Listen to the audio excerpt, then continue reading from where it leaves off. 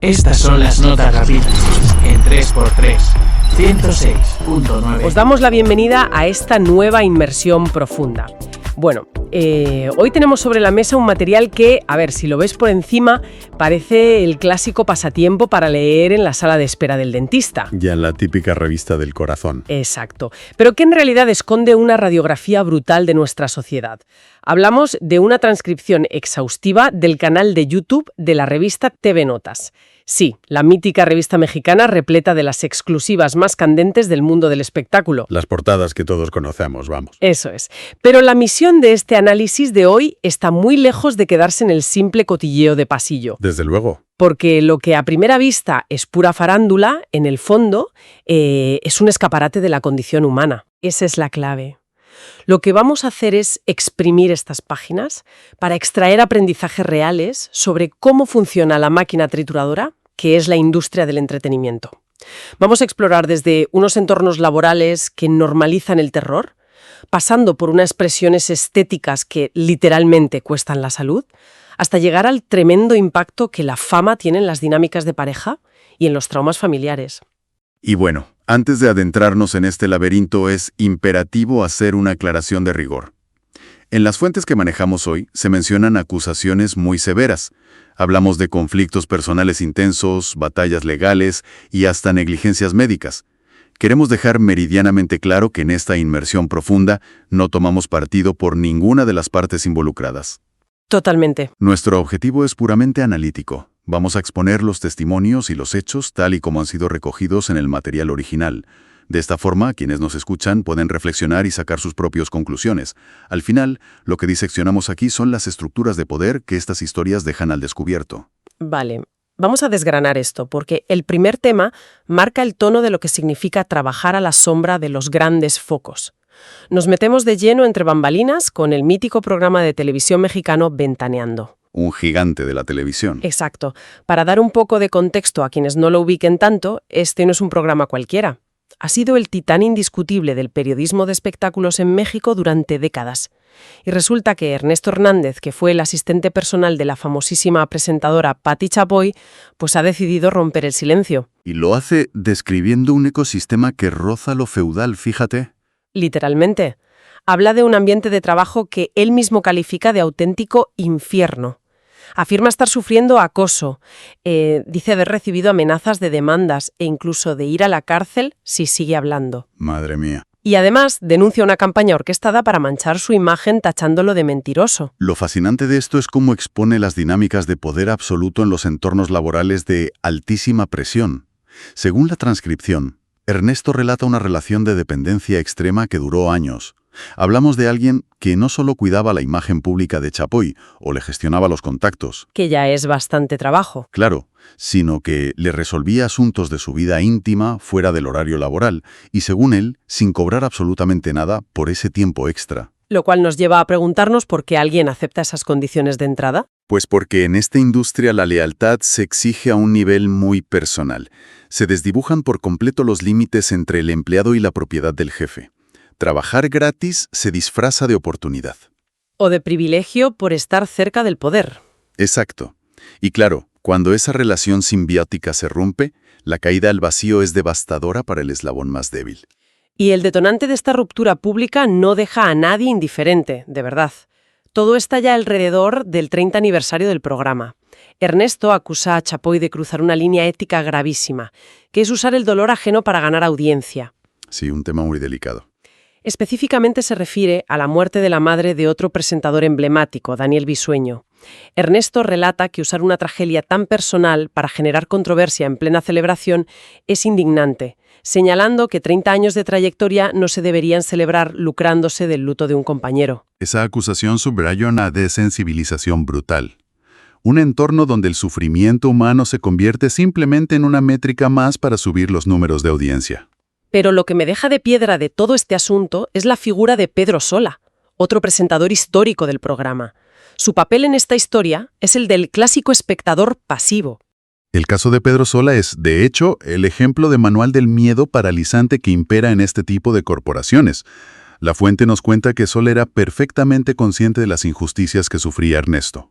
Lo veía todo de primera mano. Claro, sabía que Ernesto estaba en una crisis económica severa tras perder el empleo, e incluso, supuestamente, le daba dinero de su propio bolsillo a escondidas para ayudarle a sobrevivir. Pero a la hora de la verdad, a la hora de dar la cara por él públicamente, pues silencio absoluto. Porque, según cuenta Ernesto, Sola cree que Ventaneando es lo único que existe en el mundo. Imagina el nivel de condicionamiento psicológico para que un hombre, con una carrera consolidada y recursos económicos, tenga un miedo atroz a perder su silla. Esto trasciende la simple cobardía personal. Es un problema estructural. Es un síntoma de un terrorismo laboral institucionalizado. Se creó una cultura donde el miedo a las represalias impone una omertad, un auténtico código de silencio mafioso entre los trabajadores. Y Ernesto avisa de que esto es solo la punta del iceberg, y lo dice desde la perspectiva de alguien de 76 años que siente que ya no tiene nada que perder. Pero ojo, que este miedo cerval a denunciar no es exclusivo de los platos de televisión. Si giramos el foco hacia el teatro y la producción independiente, nos encontramos con un panorama calcado. Las fuentes detallan las presuntas estafas del productor Paco Lalas, quien ha dejado un reguero de deudas a su paso. Y no son deudas menores, precisamente. Se menciona una cifra astronómica de más de 800,000 pesos adeudados a Citlali Fernández. La nieta del legendario director de cine Indio Fernández. Esa misma. Lalas utilizó la emblemática Casa Fortaleza de esta familia para montar su proyecto Teatro en Breve. Acumuló impagos, sumó penalizaciones por incumplimiento de contrato e ignoró las notificaciones legales hasta en 3 ocasiones. Ahora mismo se enfrenta a una posible orden de aprehensión. Y la audacia de este hombre no tiene límites, porque mientras evadía a la justicia por el tema del teatro, montaba un chiringuito paralelo en televisión. Hablamos de un programa llamado Escápate conmigo. Lalas compró espacio publicitario en la cadena Multimedios. Su modelo de negocio era cobrar a los gobiernos estatales por promocionar el turismo en su programa. Un clásico. Y contrató a presentadores muy conocidos como Luz Blanchet y Alex B. para darle prestigio al formato. Es un modelo de espacio patrocinado que es muy común, pero que evidentemente requiere liquidez para pagar al talento. Liquidez que, por lo visto, nunca llegó a los bolsillos de quienes daban la cara. Al cabo de un solo mes, el programa fue cancelado abruptamente. A algunos reporteros les pagó una miseria tras muchísima presión, a los presentadores principales les dio apenas un anticipo y a la mayoría del equipo técnico ni un solo céntimo. ¡Qué desastre! ¿Y cuál fue la respuesta de Lalas? Lavarse las manos argumentando que él solo era un empleado más y echándole la culpa a las dependencias de turismo por no desembolsar los fondos. Y aquí es donde volvemos a chocar con el muro del silencio del que hablábamos antes.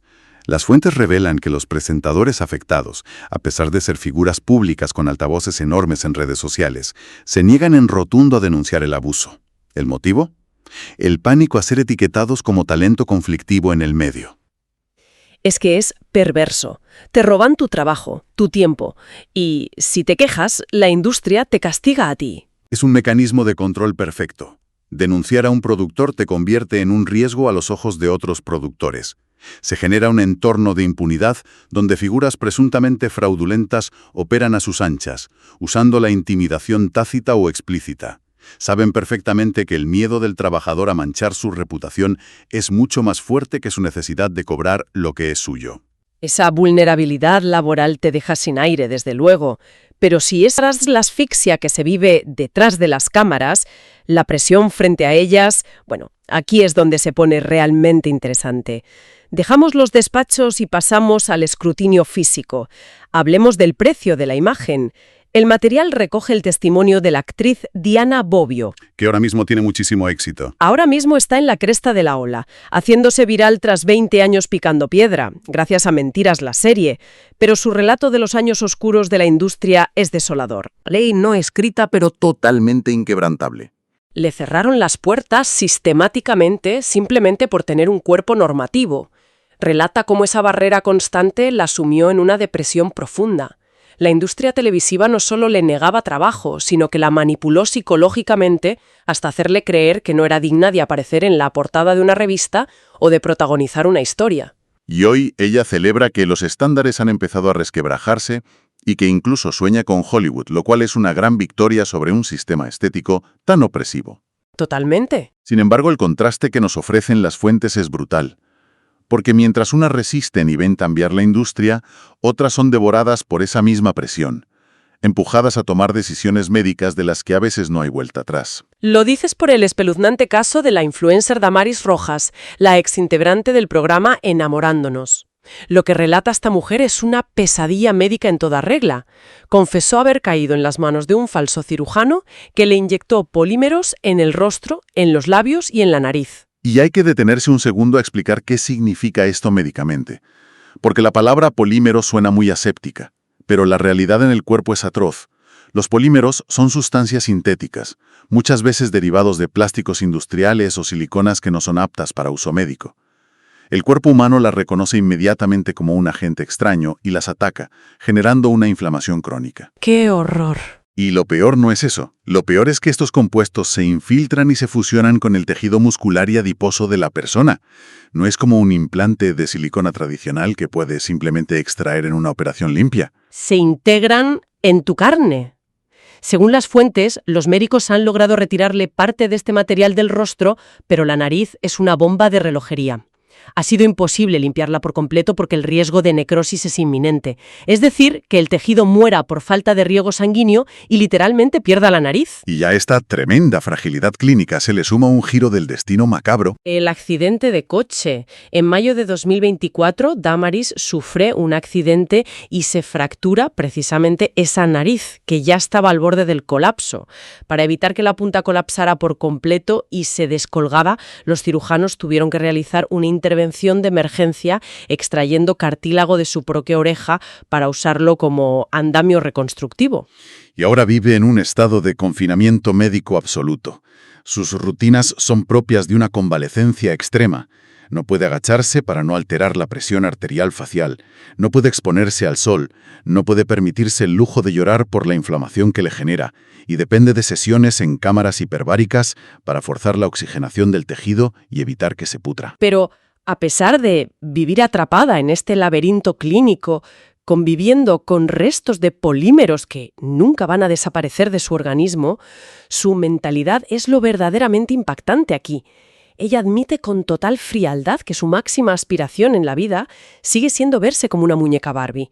Afirma categóricamente que si cuando baje la inflamación no le gusta el resultado, el año que viene volverá a entrar al quirófano. Es increíble. Llega a decir que no le tiene miedo a la muerte, solo al sufrimiento. Lo cual revela un desprendimiento absoluto del instinto de supervivencia, anulado completamente por la dismorfia corporal. La necesidad de validación externa y de alcanzar un canon de belleza irreal ha cortocircuitado la parte del cerebro encargada de la autopreservación. La realidad nos lleva a otra historia de terror estético, que aparece en el mismo material, esta vez en algo tan aparentemente inofensivo como una visita a la peluquería. Hablamos de Irene, una creadora de contenido en TikTok. Su caso demuestra que el peligro no solo está en los quirófanos clandestinos, sino en la negligencia más cotidiana. Irene acude a un salón para un simple retoque de raíz. Su objetivo era oscurecer un poco el tono sin maltratar su melena, que le llegaba por la cintura. Pero el proceso se convierte en una negligencia de manual. Pasan casi 4 horas sin que nadie supervise la evolución de los químicos en su cabeza. Las empleadas están distraídas y la bomba estalla en el lavacabezas. Irene nota que las empleadas empiezan a entrar en pánico y a susurrar en clave. Y cuando se toca la cabeza siente cómo su propio pelo se desprende del cuero cabelludo a mechones enteros. De locos. Pregunta aterrorizada qué le han puesto y la peluquera solo atina a decirle, no sé. Clínicamente, someter un folículo a 4 horas de agentes decolorantes sin ningún tipo de supervisión es garantizar una quemadura química severa. El diagnóstico posterior del dermatólogo lo confirmó: quemaduras de 2º grado en el cuero cabelludo y fractura total de la fibra capilar. Pero si conectamos esto con el panorama general, lo que expone este caso es la absoluta indefensión legal y el daño psicológico colateral que sufren los consumidores a diario. La factura psicológica es altísima, sin duda. Irene arrastraba un diagnóstico previo de dismorfia corporal que había logrado mantener a raya. Ver su imagen destruida en un instante por una negligencia la hizo recaer de manera fulminante, forzándola a retomar el tratamiento psiquiátrico. Y la cosa no acaba ahí, porque cuando intenta buscar algún tipo de justicia y acude a la Profeco, que es la entidad protectora del consumidor en México, se da de bruces contra la burocracia más absurda. La trampa del tecnicismo legal. Le dicen que, como en medio del caos y el desastre ella no llegó a pagar la factura del salón, no existe un ticket, y sin ticket, a ojos del Estado, no hay transacción mercantil formal. Es surrealista. La Profeco se lava las manos y le dice que no tienen jurisdicción, obligándola a buscar reparación por la vía civil. Una vía civil que todos sabemos que es lenta, costosa y tremendamente desgastante. Es una paradoja del sistema. La negligencia fue tan grave que impidió el cobro, y ese mismo hecho exonera administrativamente al negocio, dejando a la víctima lidiando sola con las secuelas psiquiátricas y el dolor físico. Es la pescadilla que se muerde la cola. Pero demos un salto, porque si el control sobre tu propio cuerpo y tu entorno laboral es frágil en esta industria, la pérdida de control en tu vida privada cuando entra en juego la fama tiene tela. Hablemos de cómo se complican las dinámicas de poder en el amor. Las fuentes nos traen la historia de la actriz Gala Montes y su pareja, Icho, quien también es su manager. Un escenario clásico donde el escrutinio público no soporta la inversión de los roles de género tradicionales. Tal cual lo dices.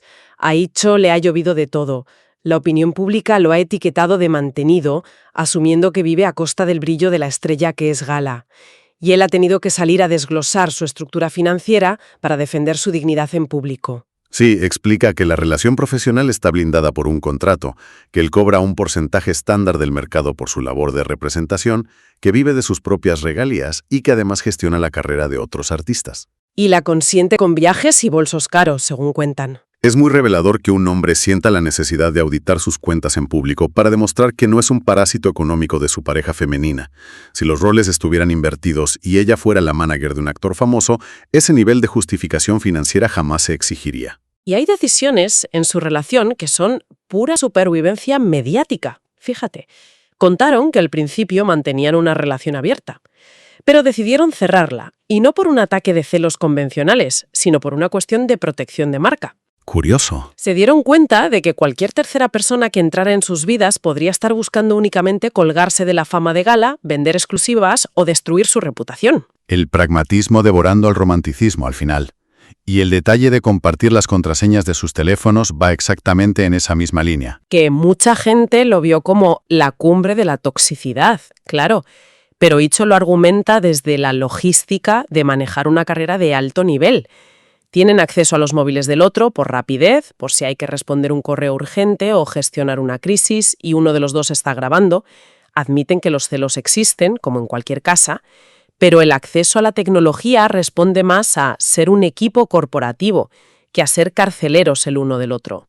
Adaptan su intimidad a las exigencias de ser esencialmente una empresa que factura 24 horas al día. Y hablando de cómo las circunstancias externas moldean el amor, el material nos arroja un contraste muy melancólico con el caso de José Luis, la mitad del dueto musical Río Roma. El caso de José Luis escuece bastante porque trata sobre la implacable crueldad del reloj en las relaciones. Él y su hermano están celebrando 15 años de una carrera exitosísima. José Luis lleva 3 años soltero, totalmente enfocado en la música. Pero de repente ve a su hermano Raúl casarse y algo hace clic en su cabeza. Le cambia la perspectiva. Ahora, de la noche a la mañana, siente la necesidad biológica y emocional de sentar cabeza, encontrar esposa y tener un par de hijos. Afirma tener por fin la madurez para dar el paso. El gran problema es que esta revelación llega con años de retraso para la persona que más lo deseaba en su momento, su expareja, la actriz Sherlyn. Las fuentes nos recuerdan que, allá por 2019, esta relación saltó por los aires precisamente por esa desconexión vital. La incompatibilidad no era falta de amor, era pura falta de sincronía. ¿Estaban en momentos diferentes? Ella buscaba la estabilidad del matrimonio y la maternidad, y él estaba absorto en construir su legado musical, huyendo de ese nivel de compromiso. El clásico desencuentro de que el reloj biológico y el reloj profesional rara vez marcan la misma hora. Y ahora que él busca exactamente lo que Sherlyn le pedía en su día, pues es demasiado tarde. Él mismo descarta cualquier tipo de reconciliación romántica, dejando claro que el tren pasó y que si se cruzan no habrá más que un abrazo amistoso. En el amor, el cuándo importa tanto como el quién. Totalmente. Pero si hablamos de trenes que pasaron y dejaron heridas que no cicatrizan, tenemos que abordar el núcleo más tenso de nuestra inmersión de hoy: las fracturas generacionales, el drama de los Iglesias. Las mayores. El abismo entre Julio Iglesias y su hijo Enrique es historia del pop, pero un acontecimiento reciente ha llevado la tensión a un punto verdaderamente crítico.